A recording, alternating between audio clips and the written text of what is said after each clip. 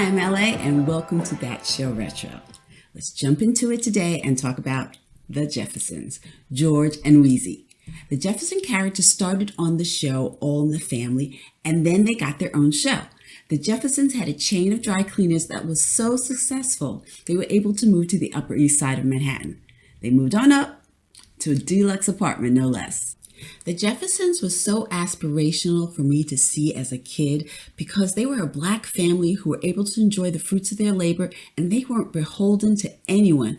Of course, I didn't know the words for it back then, but the show was all about Black entrepreneurs creating Black wealth, planting the seeds of Black generational wealth.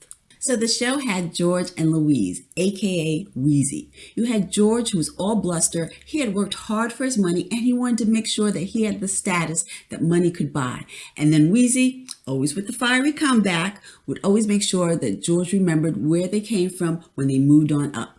And Florence, technically the maid, but Miss Florence Johnson was really maid to no one. So the best part of the episodes were always the quips between George and Wheezy, George and Florence, George and the Willises, the interracial couple who were the neighbors, and the Willises gave as good as they got.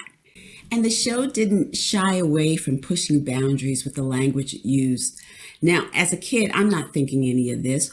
I just thought the show was funny. But the show used humor to tackle the very serious subject of race and being Black in America, and issues of class, Black upward mobility, interracial marriage, Black pride, family dynamics, intergenerational family dynamics with Mother Jefferson and Lionel.